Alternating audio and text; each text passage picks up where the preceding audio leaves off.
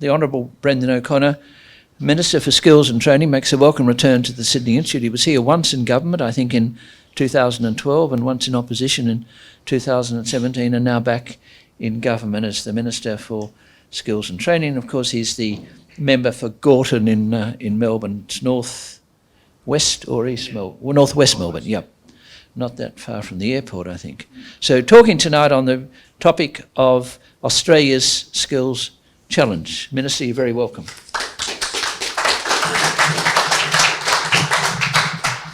Well, thank you very much, Gerard, firstly for the invitation and the warm welcome. And I'd like to acknowledge the Gadigal people of the Eora Nation, the traditional owners of the land we're meeting on here tonight. I pay my respects to elders past and present, and I extend that respect to all Aboriginal and Torres Strait Islander people. Can I thank the Institute for the invitation to talk to you once again and to discuss an issue very close to my heart, skills. In the last year or so, the Sydney Institute has hosted events with several of my Cabinet colleagues, including Richard Marles on Defence, Chris Bowen on Net Zero Transformation, Ed Husick on A Future Made in Australia, and several events on housing. Tonight's events draw together the common thread through all of these important areas of public policy, namely skills. Skills are at the core of every major challenge and opportunity we face as a federal government. My goals as the Skills Minister are the means by which other ministers can achieve their goals. On coming to government 2 years ago, we inherited a very significant skill shortage. In fact, the greatest skill shortage in half a century. Some of these challenges were, of course, exacerbated by the pandemic, a global pandemic. Supply chains were affected, including labour supply chains. But not much of it was not. In some instances, it was the result of policy and fiscal neglect and an inability, I would contend, to grapple with the complexity of the issues and to collaborate to address them. For example, the former government did fail to reach an accord or an agreement with states and territories on skills funding for their entire time in office. Now, these agreements are usually 5 years long if they're struck, and they are critical in the vet sector because the state and territory governments obviously have a large say over how the vet sector operates. So you need to get some agreement in place. The same states and territories that are central to the vet sector with whom it is essential, as I say, to strike an accord in the national interest. And I'd have to say it was rather extraordinary that in almost a decade the coalition government was unable to secure a national agreement on skills. Look, and of course there were stories as to why that happened. Indeed, Nicky Savard's account of Scott Morrison vetoing a skills agreement with New South Wales because of his personal enmity towards the then New South Wales Liberal Treasurer was certainly something that I was surprised by, but it was reinforced by a number of the former Prime Minister's colleagues to me directly. And it was workers and businesses and the economy that suffered not having this agreement in place. It's fair to say we inherited a mess resulting from disinterest, I would argue, and dysfunction. In the last 2 years, we've set about turning this around. Anthony Albanese's first key policy as an opposition leader was to create Jobs and Skills Australia. It was the first proposed legislation we introduced into the Parliament. This Labor government is the first to elevate the skills portfolio to a cabinet post in its own right. Vocational education and training has either been a secondary responsibility of a cabinet minister or the responsibility of a junior minister not sitting around the cabinet table to make the case for its importance. The Prime Minister's actions was recognition, overdue recognition I would suggest, of the vital contribution VET makes to workers, businesses and the economy. 9 out of every 10 new jobs will require a tertiary education, roughly half requiring a TAFE or VET qualification and the other half requiring a university degree. So it supplies pretty much half the skills to the labour market, to the economy. Vocational education and training is not marginal or second best. VET is a driver of productivity and economic growth, and I would contend is on par with the university sector in that regard. And it is indeed a foundation for a future made in Australia. Now, the Prime Minister understands the correlation, as do many of his colleagues, between education and training and individual opportunity and national prosperity. Like so many of us around the Cabinet table, he is first in his family to go to university, and like so many of the Cabinet, he is rightly proud. But when he is getting out and visiting students, you'll see him visiting TAFEs every chance he gets, more often than he gets to universities. Not because TAFEs are less important or more, and that is more important than universities, but because we need to elevate the sector so people understand it is as good an option for a good career as many of the courses delivered by universities. And so we need to do better, because often the default is to advise students to take the university path, even when they would rather take on other options in the vocational education and training space. The value this government places on VET and the skills crisis we inherited have combined for, I would contend, the greatest Commonwealth focus on the VET sector we've seen in a very long time, possibly ever. It's 50 years since the Commonwealth made its first serious foray into the VET policy in the form of the Kangan Report. Now that goes back some time. We had the Whitlam government to thank for the vision, but it wasn't realised in perhaps the way it was intended at the time. Good ideas, and yet successive governments of both political persuasions at the federal level really did not implement many of the reforms that were being considered. But it is fair to say that the success of realising this vision has been, as I say, patchy at best, whether it was a lack of opportunity due to losing office, focusing attention predominantly on universities, misguided or poorly implemented efforts at marketisation, or sheer neglect, the opportunity for the Commonwealth to champion VET has not been fully realised. And we are working to change that. We have made good progress, I would contend, in 2 short years, but structural reform and cultural change takes time, and there is much more to do. There are many, many moving pieces, and it requires considered and purposeful effort to coordinate them for the whole to be greater than the sum of its parts. From labour market forecasts to industry engagement to having a sector more responsive to the skill needs in a very fast changing economy. From resourcing to institutional capability to building the VET teaching workforce. Having the right institutional architecture like regulation, stewardship and engagement, all in the service of the student, apprentice and worker who wants the skills for a better life, and businesses who need the skills and need a skilled workforce. VET is critical to the economy and Australia's prosperity, but it has lacked this kind of integrated, coordinated infrastructure and architecture needed to support it to achieve its potential.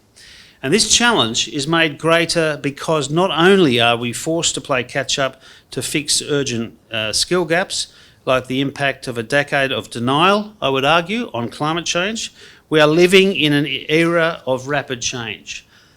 The composition of the economy is changing, and so are jobs within existing sectors.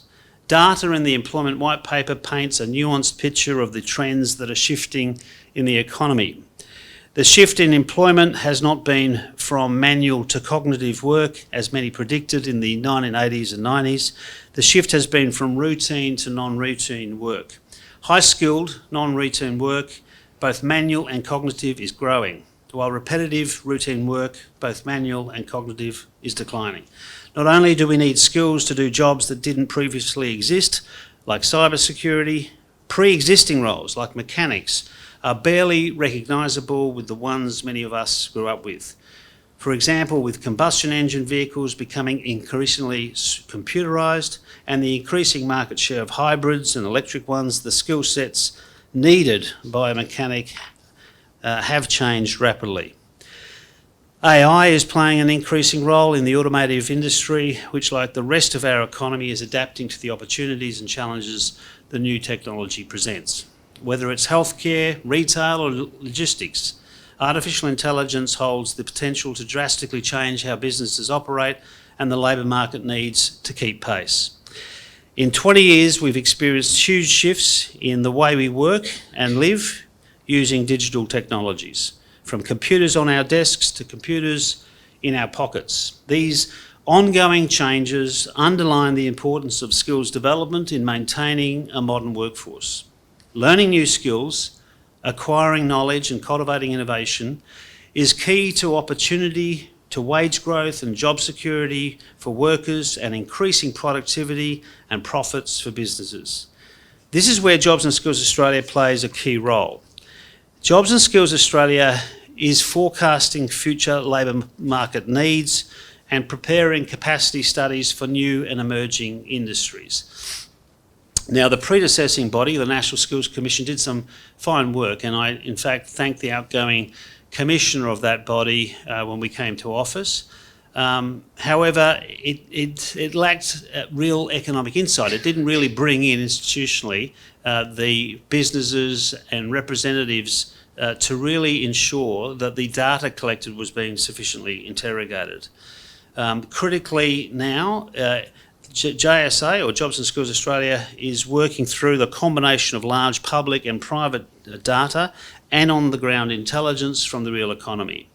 It maps the entire labour market, ensuring our government has the full picture of the current and emerging needs of every industry so that we can make the most informed decisions. And JSA's work extends to providing advice on our skilled migration needs, another piece of the puzzle in overcoming skills shortages.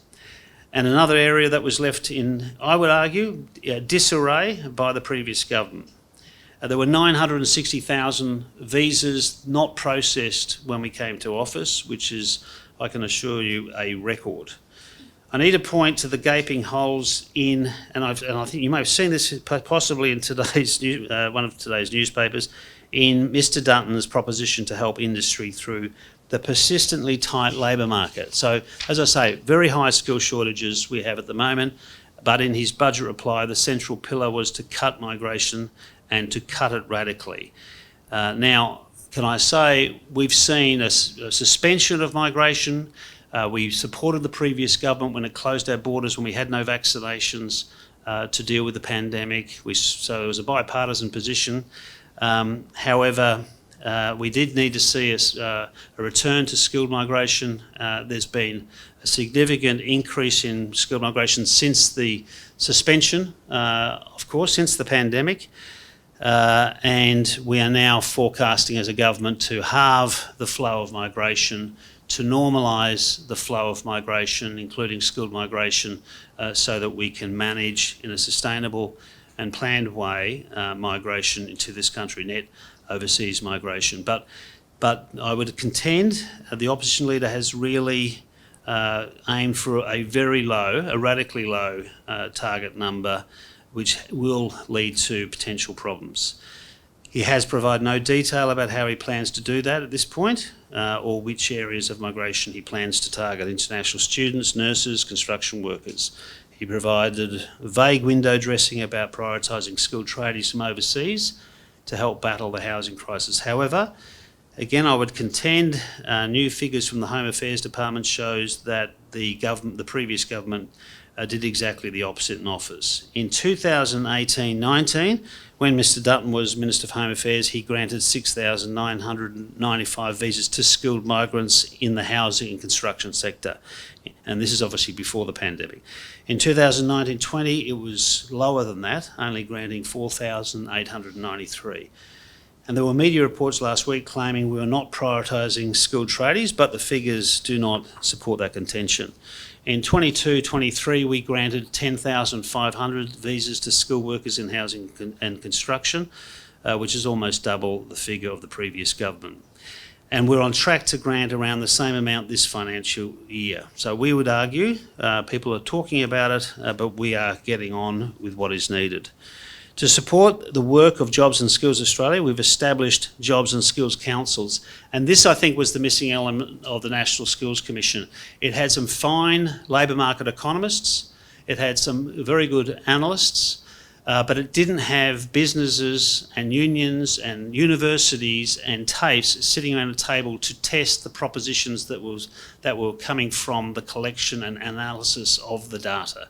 And you really do need, for example, representatives who are a given profession or sector of the economy to test propositions. It may well be, and most often they'll say that that data reinforces our view. However, there will be gaps even in the collection of data.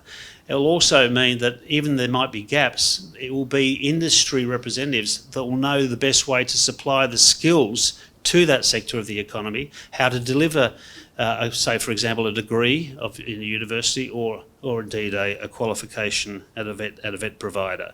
So you really do need to institutionalise industry engagement with labour market economists and analysts, and we do believe the architecture of JSA with the skills councils provide that 10 separate councils representing different parts of the economy, different parts of the labour market, interrogating, if you like, that data and adding value to the conclusions that have been drawn by Jobs and Skills Australia. Because at a time when the labour market's moving so rapidly, you need, and you're looking at investment in education training, there's always a lag. You invest, it's going to take some time for those skills to be acquired or knowledge to be acquired. And so we need to anticipate more precisely what will be needed in the immediate sense, but certainly down the track. So when we are directing investment, whether it's industry investment in education training or whether it's taxpayers' investment, government investment in education training, that we understand where the trends are in the labour market and we focus our investment in those areas of emerging demand. And that can only happen if we have the best intelligence, the best analysis and the best engagement of industry working with this body, I would contend. These councils are industry-owned and industry-led tripartite bodies. This new architecture will ensure governments, industry and education training sectors work collaboratively. For too long, the head has been separated from the hand, driven by the idea that practical skills obtained through VET cannot complement the conceptual knowledge obtained through university and vice versa. So we're fostering a closer relationship between these two tertiary sectors. The two vehicles driving substantive reform for this government is the National Skills Agreement, which I'll talk about a bit later, and the Universities Accord, which is of course being dealt with by my colleague and friend Minister Clare, the Minister for Education. These are two vehicles for us to provide reform to education and training in this country to make it more sensitive to the needs of the economy, to industries and the like. Making sure that we bring both sectors together. The National Skills Agreement is the 5-year $30 billion investment in the vet sector with all state and territory governments signed up with the Commonwealth, and of course the Accord review undertaken in the higher education space, where already Minister Clare is starting to make policy responses to that review, and we are looking for those two vehicles to make sure we drive reform in both sectors, and we do so in a way that's acting in concert so that both sectors start to work closer together and work closer with industry. That's been a criticism historically, that there's been a disconnect or lack of full appreciation of what is needed, and that's even more pronounced when you have an economy changing so rapidly because of technological change. So each of these sectors are critical to meeting our skills needs. The National Skills Agreement will also provide $650 million to create TAFE Centres of Excellence. These centres will be leaders in their field, bringing together TAFEs, universities, industry and genuine partnership to deliver a skilled workforce for critically important areas like clean energy, sovereign capability, and sovereign capability not just in defence but also in health areas, like, for example, being able to manufacture our own products required, particularly at a time, say, in a global pandemic. So being more self-reliant, not just in the defence space but elsewhere. And of course, digital, which is a separate sector, but also it's salt and pepper. It's in every part of the labour market and every part of the economy. They will work with Jobs and Skills Councils, these new centres of excellence that will be created to look toward the future needs of our economy, giving us the lead time we need for investment in skills to keep pace. So in collaboration with Jobs and Skills Australia and the councils, these centres of excellence will more rapidly identify and anticipate the changing nature of the labour market, ensuring our education training sectors are responding accordingly. They'll create immediate benefits in spreading innovative training practices across the country. So these centres, now I just launched one in Perth yesterday with the minister, the state minister, in Fremantle, in fact, but I was in WA yesterday, is bringing together university, the TAFE and industry so that we are working collaboratively, so that we are making sure that what is being taught, what is being delivered in the area of skills is actually pertinent to the demands of businesses or sectors of the economy now, but also going into the future. And more will follow soon. So there's been one established at CIT in Canberra. There's now the one established in Western Australia. There's a series more that we'll be doing, up to 20. Certainly another half dozen by the end of this year, where state governments and territory governments are working with the Commonwealth to put together these centres of excellence, which is all about working much closer together to deliver, I should say, the skills needed for our economy. And sometimes that means overlapping skills. That is, both tertiary sectors where you need a combination of technical skills and conceptual knowledge. And if you look at what's happening around the world in certain sectors of our economy, you're seeing this complementary set of skills and knowledge working in particular occupations. You just take the energy sector, it's happening there, it's happening elsewhere, and we need to make sure, therefore, that our institutions are actually working in a way that serves the economy and serves businesses and indeed working people. In writing about the Kangan report, one of the fellow committee members back 50 years ago recalls the collection of buildings that housed tech institutes. They were discarded milk factories, shoe factories, department stores, church halls, asylums, army barracks, and endless numbers of Nissan huts. That was 50 years ago, but talks to a legacy of overlooking the importance of our vocational education and training sector. So there's been debate and discussion about the purpose and the need for the vet sector for a very, very long time, coming off the back of pretty much the end of the Second World War and beyond, and then probably crystallised in the mid-1970s, but we did not go forward in a national way. There's been broken up into states where there has been very little national strategic leadership in this vital sector, and I think that's what we need to change. We have successfully negotiated a $30 billion 5-year agreement, as I said, with all state and territory governments of all persuasions. And indeed, there's a common purpose of all those governments to drive the reforms that are necessary, including these centres of excellence. So this is the first national skills agreement in more than 10 years, and we're investing significantly in capital upgrades so that the equipment being used by vet providers reflects better what is being used in the labour market by businesses, by industry. We're investing more in housing and construction, the energy sector, the care sector and IT. We're reforming how the qualification systems work so that people have more flexibility to move between occupations and industries and have relevant qualifications more easily recognised. A statistic that quite honestly floored me when I came to this portfolio was the fact that 1 in every 5 adults face significant challenges with fundamental reading, writing and digital literacy skills.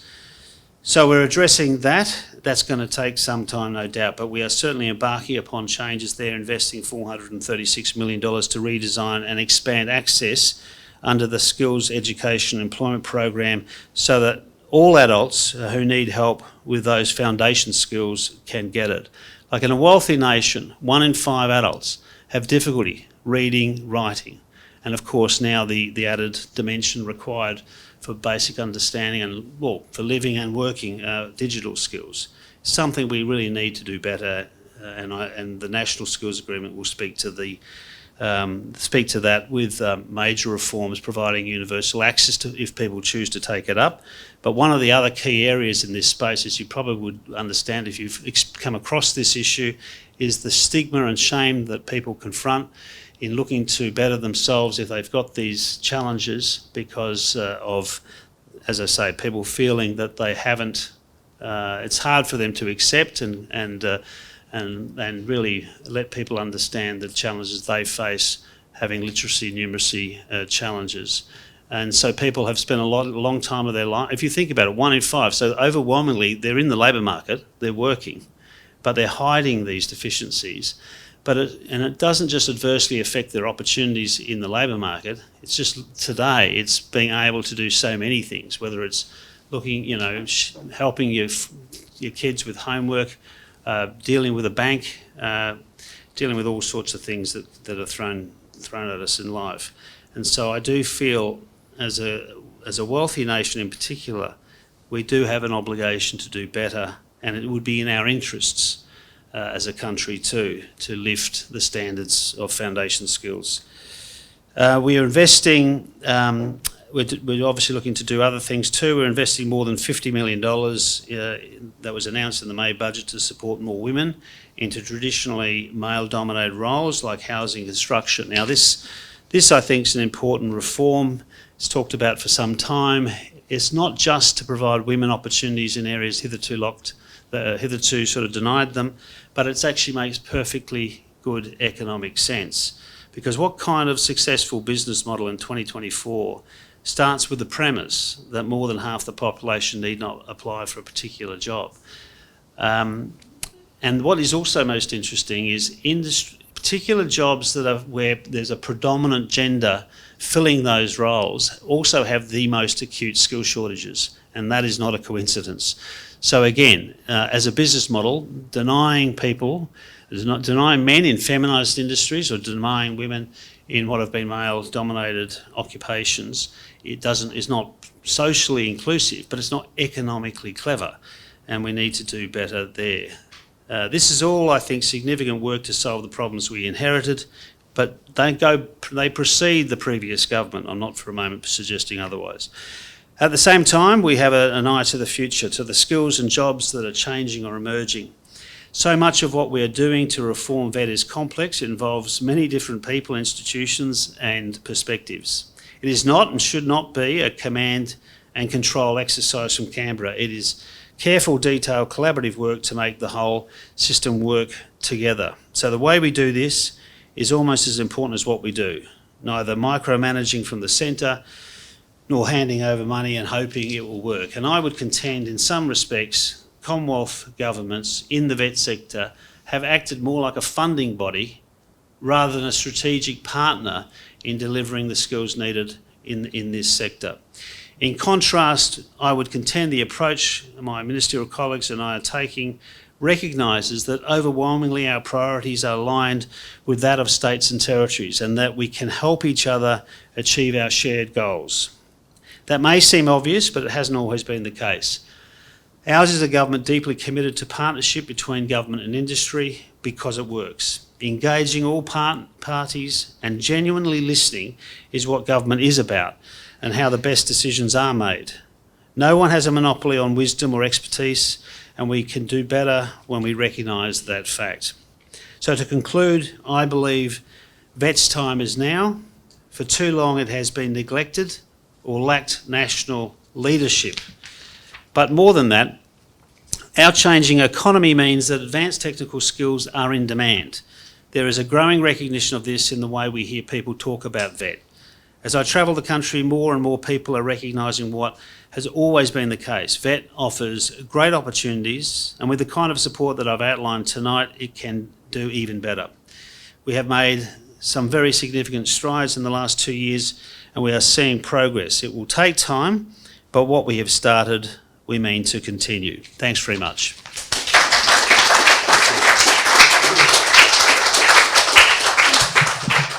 Thanks very much to the Minister, who's right on to 30 minutes. A very impressive performance. We're a bit always time conscious here, so thanks for an important speech tonight. So we're coming to questions discussion. I'll do the microphones, this third of the room, and I'll do them the other 2/3 of the room, so no one walks in front of the microphone. So off we go. Now, you mentioned qualifications in your speech, and you'd be well aware of this, and to some extent it would be some state responsibility. But as you'll be aware, since the end of the Second World War, there have been arguments in Australia that we don't adequately recognise the qualifications of people who come here. Yeah, now, I think that's still an issue. I'm not saying it's necessarily a Commonwealth issue, but what are you trying to do in that area, if there is action required in that area? Yeah, okay. Well, we actually are moving on in that area again, and I think skill shortages, the ones we've confronted, focuses the mind, Gerard. And so, for example, the announcement we made in housing construction in the budget, a $90 million investment for 20,000 new fee-free TAFE places and some other elements, also includes a much more effective way to recognise so firstly assess and then recognise the skills of either migrants that are here who've been trained, or permanent residents that have been here but that were trained overseas, or possibly skilled migrants who are not here but we might need for their skill base. We have to have a much more effective and efficient way of assessing whether their skills are comparable to the skills that we have accredited here. And so we have made some investments there, but there needs to be more reform in this space. We have people in this country who, in some instances, don't have the skill set that is optimal, and therefore either we say we measure the skills they have, and then we provide bridging skills so they can reach a particular point where it could be recognised that they're comparable to the profession or the trade of a person that acquired those qualifications here. Or, and in many instances, we're finding we once had a view about a particular qualification, whether it's a degree or a course overseas, that was deficient compared to Australian standards, but they have actually improved their standards, and we have not reviewed the way we assessed those other countries' education and training providers. So there's a lot of work to do to firstly assess the standards of education training in countries, because some countries are catching up and are becoming comparable in some areas to Australian standards. But even where that is not the case, we need to be saying, well, what extra skills would a person need to be able to be recognised to do work in, say, the care sector or construction? And we need to do a lot more about measuring, assessing, and then where there are deficiencies, giving people pathways, particularly when we need those skills in our labour market. And just briefly, who makes those decisions, Commonwealth or states? Well, the Commonwealth has a large bearing, particularly anything to do with migration. Jobs and Skills Australia has a lot of advice for the Department of Home Affairs, because it is the body that is the expert in skills, and the department, my department, is the body that is the government agency that assesses skills. But obviously, some of the visa decisions have to be made by the Department of Home Affairs, Claire O'Neill and Andrew Giles. So it is a Commonwealth responsibility, but there are state regulatory bodies too. But again, what we need to do is try to make as uniform as possible recognition of skills. When you talk to businesses, particularly ones that go beyond the boundaries of any one state, they'd like to see not just overseas skills, but Australian standards be uniform wherever possible, so they're not having difficulty moving. For example, some tradespeople working in one state cannot work in other states, and they were trained here. We have to try and remove the inequities or these inconsistencies across the country to help business, but also to help those workers who would like to be able to move to other parts of Australia. So there is a lot of work to do in this space, and a lot of it's done federally, but it's done with state and territory governments. Yep. There's a question up the back. Before we get there, I've got a Zoom, and if you get that, I've got a Zoom question here. So, just come up to the centre, one of our business members asked, how can we get some continuity? He says that in the early 2000s we had 10 industry skills councils. Is that right? And how can that be resolved if it is correct? Well, there's been a series of iterations in the skills space. There was the Australian National Training Authority with the industry skills councils. They were abolished. Then we had multiple advisory bodies that were in the tens and tens of councils. And whilst that gave expertise to niche parts of the economy, frankly, there was a lack of it was too difficult to, the economies of scale was such that they did not have the wherewithal to provide and to do the job that they had to do. So the interesting thing about the Jobs and Skills Councils is the previous Liberal government started a process whereby they wanted to establish bodies. Yes, we've changed it to some extent, but in terms of the number of advisory bodies and how it connects to JSA, there's some bipartisan work that's been done there. Now, I had to make a decision: do I start entirely from scratch, or do I continue with the evolution of a policy that started prior to the election of the federal government? Well, we chose, because it would have delayed things a lot longer. We're at a time where we needed to get this architecture up and running. Yes, I did change and openly changed some of the elements of what was being put forward, but a lot of it stayed the same. And why that could be most important is, I'm hoping we stay in power for some time, as you might imagine, Gerard. But I'd hope to think that these sort of things can be bipartisan in terms of measuring skills, measuring what's needed for, and measuring what the vet sector and universities need to do to supply skills to workers and businesses. So I'm hoping, like, if it's a good reform, then both major parties will embrace it. So interestingly, there was a time when there was fewer councils, then there was multiple advisory bodies, but they didn't have the wherewithal, and now we've gone back to 10. And that was pretty much the number that the previous government was even looking at. Even though we've set it up a little differently, the purpose behind it is certainly similar.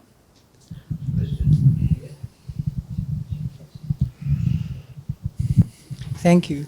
I actually have... No, sir. Oh, sorry. I have actually three questions. Yes, I understand that, Gerard. It's one question in three parts, isn't it? I'm trying to run it. You may be trying to run it, Gerard, but it's me. My first... you can bundle all the answers into one, I'm sure. My first question is that you're looking at migration, but you haven't mentioned backpackers. Yeah. When we were living in the regions, we found a lot of people turning up who could actually had multiple skills, not just for picking, and they were very celebrated. I haven't heard you comment on backpackers. Yeah. Secondly, I think it's obviously marvellous what you're doing, but is this going to affect the humanities? I mean, I agree that I understand the question. And thirdly, you're talking about buildings. I don't want to see heritage buildings going in the whole process. Okay, so backpackers, those people that come on working holidays, visas, are a very significant number. So the two largest visas, and I say this as the former immigration minister, so I've got some understanding of the area. The student visa is the largest cohort of people that come into this country, and it's also huge. It's a huge economic benefit to the country, but we have to manage it. We have to manage it because we have capability issues, like even just enough teachers to look after overseas students. But there's enormous revenue that comes from international education, and those students have work rights, as do Australian students who work overseas, and they supplement a lot of the labour in our economy. And so too, as you call them, backpackers, which is called the working holiday visa, where they go around the country, as you know, working in regions, in the ag sector, in tourism precincts across coastal Australia, for example, and other parts of the country. And they also are critical to supplement our labour supply. And you're right, they have many skills, because many of the working holiday visa applicants are university graduates or undergoing university. You see them in our restaurants in far north Queensland and around everywhere, and in big cities as well. So they are both still rather demand driven, but we have put some limits on the growth of international students, because there was a point where people went home, and then the recovery of international students was faster than almost anyone anticipated, and we have to make sure we manage it. It's a really important sector. It's the fourth biggest service sector, trade, if you like, export in Australia, first in Victoria, and diplomatically it has enormous soft power. It has enormous engagement. You can't even calculate the benefit financially to people understanding Australia because a family member of theirs went and studied in this country, whether it was at TAFE or university. So it's a really good, there's many benefits to it. But along with the backpackers and student visas, they supply really important roles in our labour market, and we need to manage that as well. That's why, but because we had this very quick and very significant increase after the suspension of skilled migration and suspension of migration when we closed borders during the pandemic, we're now looking to halve the forecast of migration for this forecast, just to return it to normal levels. Now, as for your question around humanities, now look, education for education's sake is great. I don't want to stop people learning and acquiring understanding of the world through reading and literature and arts. Of course, that's to me a part of your quality of life. My focus today is on skills, but when I think about a quality of life, it's one that's filled with literacy, with arts and with music, and that's a part of it. So in terms of humanities as subjects, or humanity, or just understanding what makes us tick, that's still that is an important part of my view of knowledge. And but my focus today has been, yes, you're right, a bit utilitarian.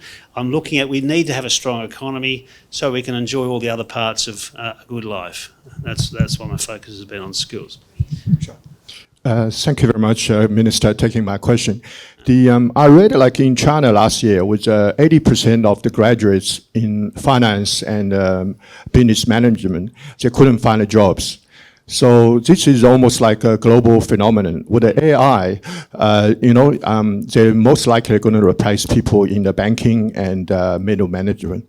But AI cannot replace electricians, plumbers, sure, your gardeners.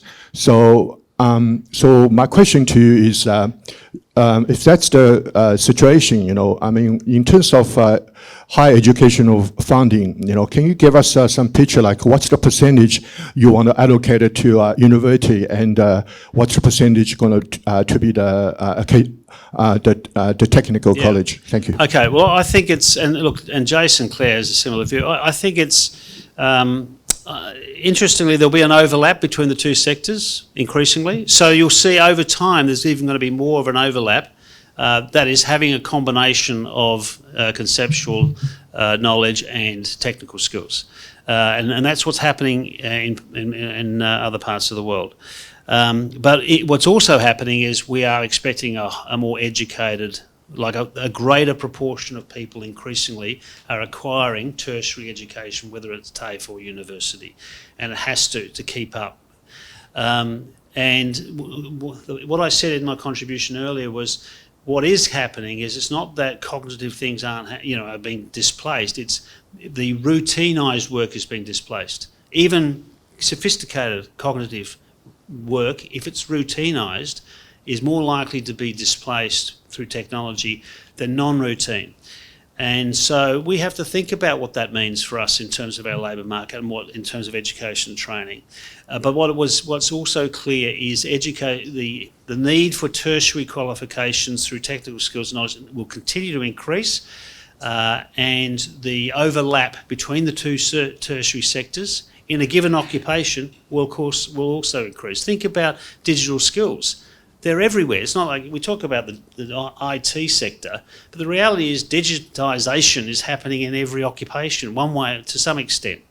And therefore, we just have to be alive to what's happening to our labour market and economy because of technology, and make sure we direct our education training investment in areas where the opportunities are. But the point really is we're moving away from routinised, cognitive or otherwise, into non-routine, in terms of if you want to be sure of getting, a skill in demand. Minister, thank you much for your answers.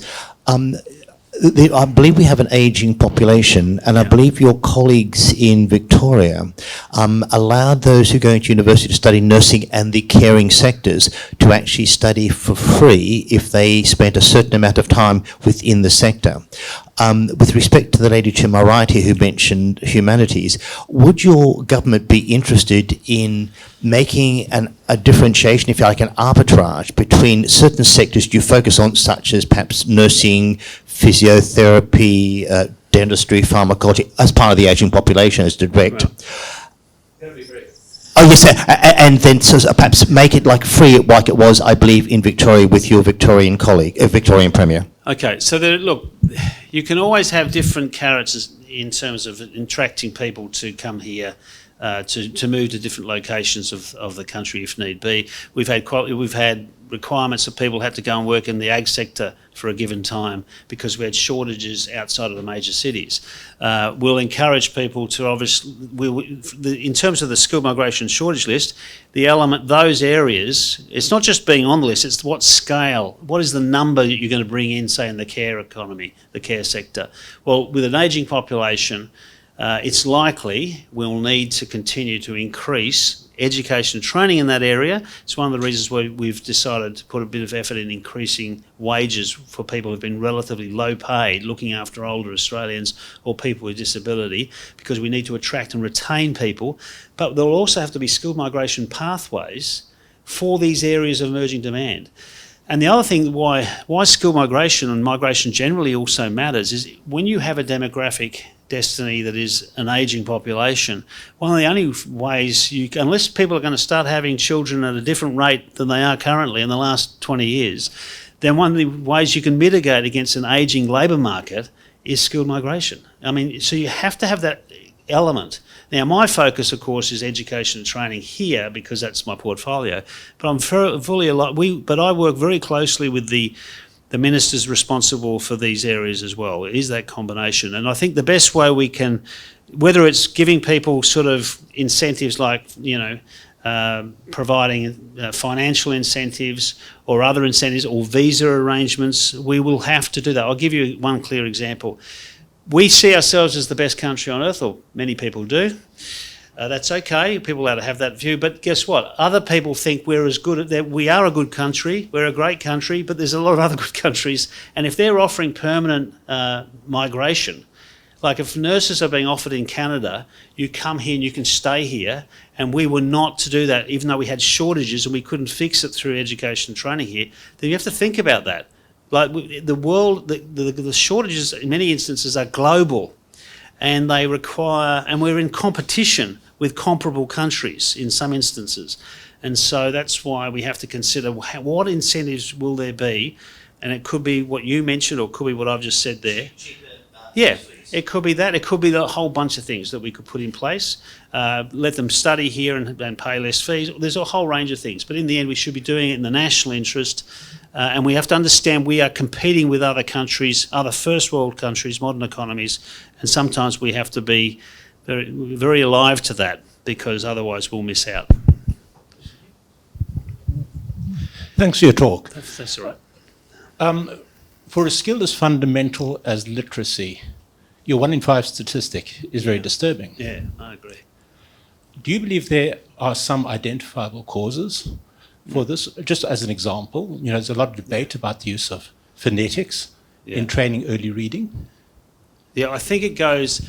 Look, I think there's a good debate to be had about what's happened to education and do we stop teaching the fundamentals, and is that an issue? And it may well be part of the issue, but this statistic really has run through for a long period, even before there were arguably changes to the education system that we might have concerns about not focusing on reading and writing. So it is something that seems to precede even change that occurred in primary and secondary education. It is obviously a lack of opportunity. I still think some parts of it is a stigmatisation where people may have fallen out of school or for whatever reason were not in a position to acquire knowledge at a given time in their life and yet now can't confront that reality. It's very hard to walk through an open door and say, I can't read and write. And some people are they're even successful people in some instances, but they still have this real problem to deal with. And I guess the best influence we could ever hope for is people who have experienced it and then have confronted it and then have told their story. and it sort of invites other people to start opening themselves up. But to your question, I don't think it's just the changes to education. It might have some bearing because it precedes those changes that occurred when we said we stopped, stopped fundamentally sort of teaching people in a way that they acquired, times tables, they were reading, and there was that sort of focus. I'm not sure it's that, if at all, but it is a huge problem. I mean, our figures are a bit better than the United States, about the same of Great Britain. So it's not like we're out there on our own, but it still is a disturbing figure, I would have thought, for people, because it's not just inability to progress in the labour market, just your inability to confront the daily challenges of life. And so it's something I think we should be working on as a country. The second last question. Minister, with the student visas and backpackers being main contributors to the labour market, before COVID, labour fees were around $25–30 mark. Today sits at $50. Major contributor to the inflation, no doubt. Is the government concerned about the lack of the supply, and what's the plan around reducing that fee by increasing the supply? Which fee is that? Labour market today sits around the $50 to $55 for small medium businesses. Okay. Minister. Well, look, Thank you. Yeah. So scarcity is always going to drive wages up, and supply will manage it, and oversupply will have downward pressure on wages. Okay, and of course we're not just confronted with wages growing, but we've been dealing with significantly high inflation globally and in this country, and we need to attend to that. If we get the balance right, I think it does mitigate against any sort of significant unsustainable hikes to labour costs, because if you fill the vacancies, it's not been driven by scarcity.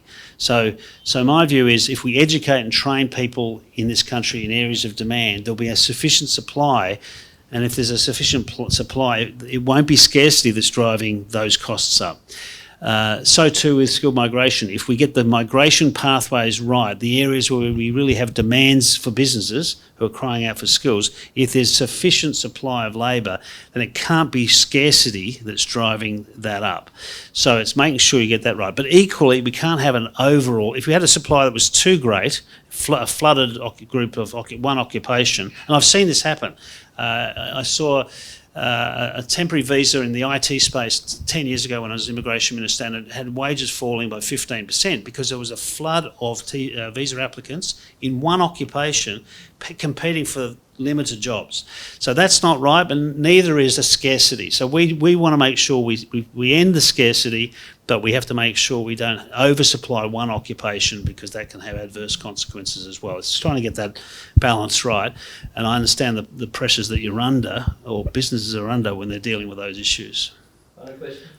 Minister, Yeah. government's important in this area for sure, but how do you coordinate between the needs in industry? Yeah. What is industry doing with government to provide you with the data yeah. of where the skills are needed? Do we have a sort of Yes. Okay. back and forth? Can Yeah, you we explain really that? do. Yeah. And so maybe I didn't go into great detail, but the Jobs and Skills Australia has a governing body where all the, so you've got the ACT on it, but you've got every peak employer body on it, right? You've got all of the employer bodies, BCA, Australian Industry Group, ACCI, and then in the council level, we've got the 10 councils. We have smaller, like niche employer bodies from representing that sector of the economy. So we haven't just, I mean, they meet me anyway, right? But what you really need to do is institutionalise their role in saying that data is right, but it's not entirely right. It's missing this.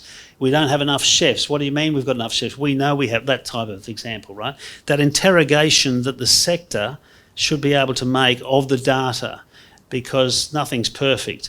But I do think the qualitative insight from real economy, like employer bodies and others, and having the data collected and analysed by labour market economists is a very good blend, and that was the bit that was missing in my view. That's now there. The bodies are fledgling. They're only relatively new. They've only been in place for about 6 months. But they've been well funded, they're organised well, and the advisory board have those representatives on each of the councils as well as the JSA board. Yeah. We've got time for one final question. It's a Zoom question. So this woman asks, you've got this, reading that, she was saying that Chris Bowen was here about a year or so ago. Yeah.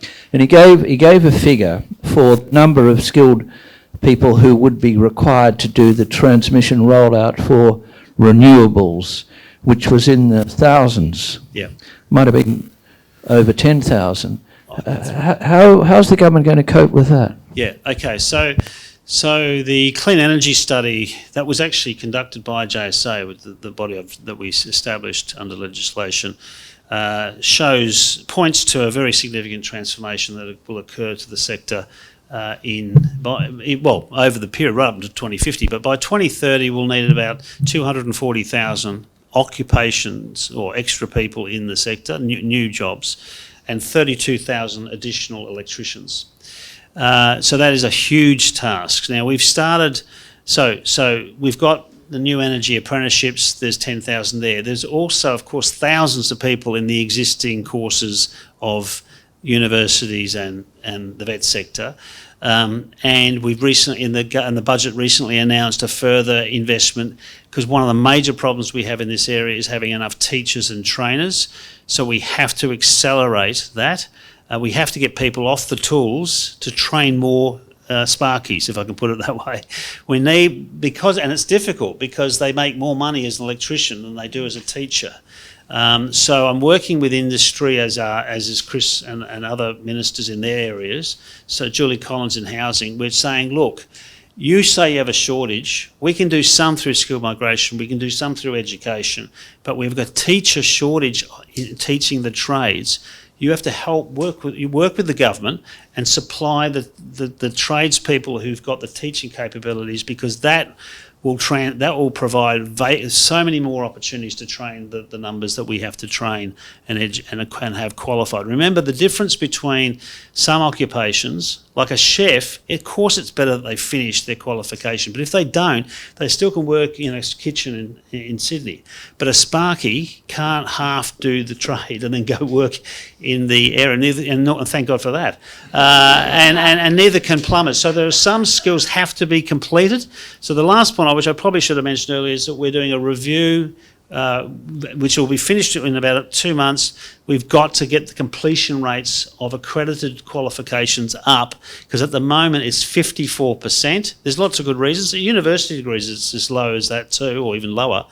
But we can't invest all this money in finding only 1 of every 2 people entering the trade finish, particularly when you need the accreditation.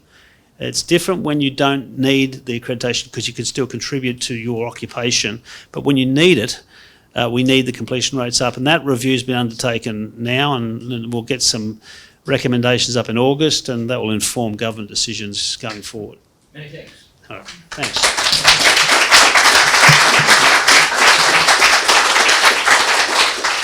Now everyone's busy, a lot of people here tonight, and I'll be very brief.